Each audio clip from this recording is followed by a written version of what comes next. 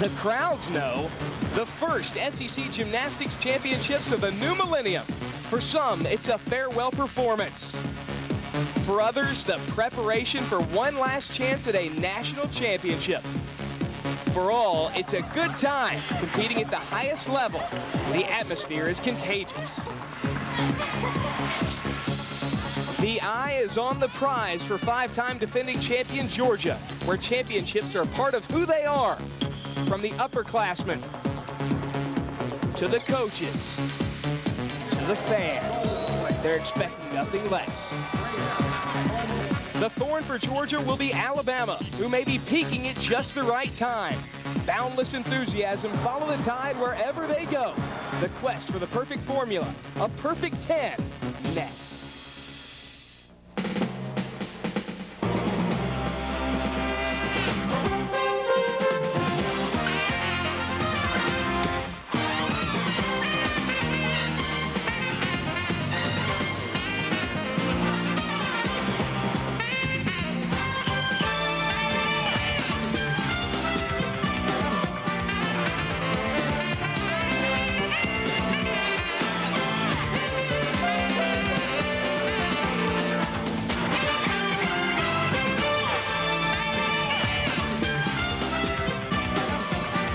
C. O'Connell Center on the campus of the University of Florida in Gainesville. Home to the Florida Gators, tonight hosts the most elite group of collegiate gymnasts you'll ever find in a conference meet. It's the 2000 SEC Gymnastics Championships on SEC TV. Hi everybody, I'm Justin Kazana along with Lori Strong-Ballard as we're set to bring you an event with 14 All-Americans and 3 teams ranked in the top 10 in the country. The parity in college gymnastics is just incredible. No longer do you see a team go undefeated through the entire season, and that just places more importance on the SEC and national championships. This is the night these girls have been working for all season. The SEC is the toughest conference in the nation, and that's an advantage for these 6 teams come nationals. A competitive environment builds champions, and the proof is in the past. The last 6 of 10 national titles have gone to SEC teams. And certainly when we talk about the Super 6 coming up in a few weeks in Boise, Idaho, you expect at least 2 of these teams to be there, Alabama and Georgia, who's trying to defend their 5th straight SEC title. We'll be watching Alabama and Georgia very closely tonight as the fight continues. They have met 3 times this year. Alabama has 2 wins. Georgia has 1. Georgia is a little bit less experienced. They consider this a rebuilding year, yet they've had a spectacular season so far. They will be at a loss without Kathleen Shreves. She'll only compete on the bars after hyperextending both of her knees just a couple weeks ago. But this team has an experienced coaching staff and sheer competitiveness. They know how to win. But always on their heels, the Alabama Crimson Tide. They know how to do it. They will certainly get a fight from Alabama. This should be their year. They have depth and experience, and the coaching staff has saved some of their athletes throughout the season to avoid injury and burnout, but this is the night they've been saving them for. It is time for them to shine because things are going to heat up between Alabama and Georgia. And oddly enough, the one time that Alabama lost to the Gym Dogs, they had their highest score of the year. That was earlier this season. Now, 24 hours before the first gymnast hit the meet, this meet really got started, and that was with the draw that decides the rotation of the entire event. The host staff at Florida came up with a unique twist on the draw for rotations by putting logos on the state's most famous export. The Gators' Judy Markell drew her team's orange, followed by Dee Dee Bro of LSU. That set the order of the draw. Next, it was Christy Litchie picking for Georgia. They will start on bars. Start on bars. Kentucky's Chrissy Hefferlin wanted anything but beam when she chose for Kentucky. Tear up those ballots, everyone. 6 teams, 4 apparatus. Something had to give. When it was all said and done, Alabama and Auburn will start the competition with byes. Host Florida starts things off on the floor and ends with a bye, along with Georgia. LSU winds up with the Olympic rotation. Depending on who you ask, it all sounds good. This competition, it's not about how you start and how you finish. You got to do everything right. You got to do the buys right. We would either have started on balance beam or ended on balance beam. Would have been how I picked it, because it also would have been good for us to end on uneven bars. But I really think when we hit our balance beam, we're as good as anybody in the conference. Our draw is fine. We start on a bye and then we go to our best event. So I think for us it works out fine. This is not what I would choose, but you know, we teach our kids early that they've got to start on whatever event and be strong. Good teams can start or finish anywhere. We are a good team on beam if we hit, and so if we can knock out that first event, I think it's going to be smooth sailing for us the rest of the meet. I'd rather be on the floor the last rotation, you know, because then you feel like you're in the thick of the meet. You're not done, and then everybody else is still competing, you know. But that's just, I mean, I don't think that's going to determine who's the winner. It would have been more fun to be out on the floor. On the other hand, you look at the positive side of that, we can go in, kick butt really well, really fast, and then do our damage and get out of there and then relax while everybody else is still sweating it out. From an athletic standpoint, I'd like to be on the floor competing in the last rotation. I hate that we're on a bye. You know, it's just the fact that Alabama and LSU are going to be out there and we're going to have to just sit there and watch our destiny fall into place. I don't like that because I would want to compete, but I think our team certainly is happy with it. They feel like we're going to set the pace. You know, Alabama has to follow us so we can set the standard, and so we've taken our draw and we're going to turn it into a good situation for Georgia. Literally, Justin, LSU had the luck of the draw. They will start in a very familiar event on the vault where they started every single regular season meet this year. LSU has wowed the country so far this year, although they have been hot and cold. They beat a #1 team, Alabama and Utah, but then fell to two lower-ranked teams. So depending on which team shows up mentally tonight will determine their success. It's also important for them to have a high energy and confident warm-up to set the pace for a competition that will probably be won by the last girl in the last event. And don't forget about the Florida Gators, the #16 team in the country. They're competing here at home in the O'Connell Center, where they will have the crowd behind them the entire night. When we come back, we'll get things started. You're watching SEC TV's presentation of the 2000 SEC Gymnastics Championships.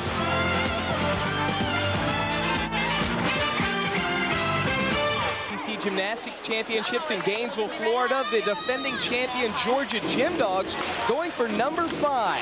There's a lot more on the line than pride. Well, a lot of people say that it's not that important because it's just like a regular season competition and it doesn't affect what your seedings are in the national championships or even if you go to the national championships. But usually the people that say that are the people that don't win it. And I think that once you won a SEC championship, you realize very quickly how important it is. It is a postseason meet. You work all season for postseason championships, and this is as big as they come. This is the way the meet sets up. The 6 conference squads competing for the title. 4 apparatus, vault, bars, beam, and floor. 6 rotations, 2 teams off every time through. The team championship and the all-around champion. 2 stories will be following closely tonight, but we are also going to crown 4 individual apparatus champions. In the first rotation, LSU on vault, Georgia on bars, Kentucky starts off on beam, we talked about, and Florida will have the crowd behind them immediately as they start out on the floor. Shanyn MacEachern leading off for LSU in what could be their biggest meet of the year. You know, as a coach and as a team, we approach this as though it's the most important championship of our season. Trying to prepare for this through every dual meet and every practice up until this point, it's a goal. The sophomore out of Canada on the very first vault of the competition. Handspring front pike, very huge. Very nice. So the Tigers get started off in a hurry, 9.75 on MacEachern's first vault. This vault is scored out of a 9.9. She does a very good job. Take a look at how tight her legs are in the pre-flight. She gets ample height and distance, just a tiny hop on the landing. And the first of 2 as Shanyn tries to better her score as Dee Bro looks on. She's going to increase the difficulty here, adding the half twist to the end of the flip. She does a nice job. Boy, they're happy. What a great way to start things off. Shanyn has been a little bit inconsistent for them in practice and in competition, but when she's on, LSU can be very dangerous.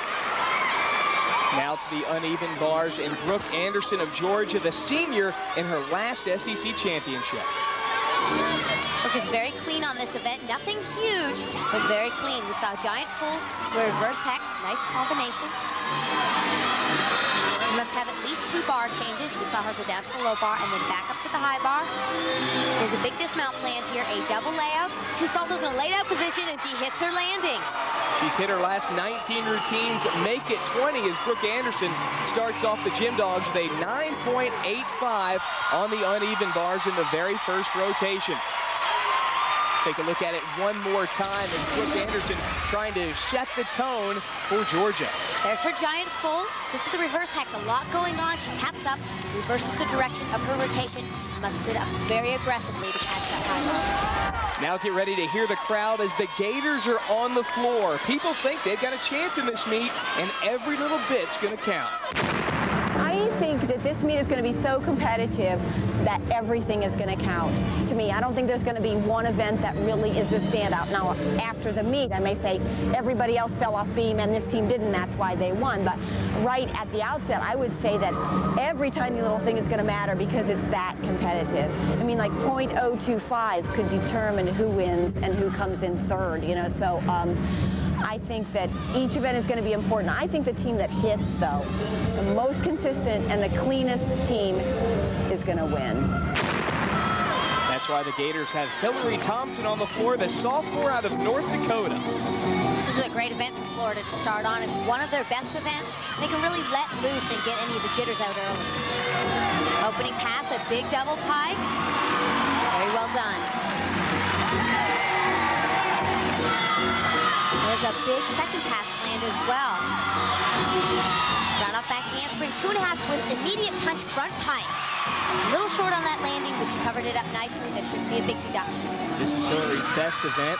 Ranked 20th in the country, actually tied with her teammate, Chrissy Van Fleet. She has been competing in the all-around this year after having surgery on her elbow. It enabled her to swing a little bit on bars, but this definitely is her event.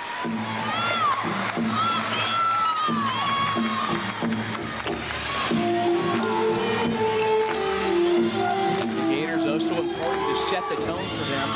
They can really start things off in a good way by getting in a high energy performance right here on the floor. Absolutely.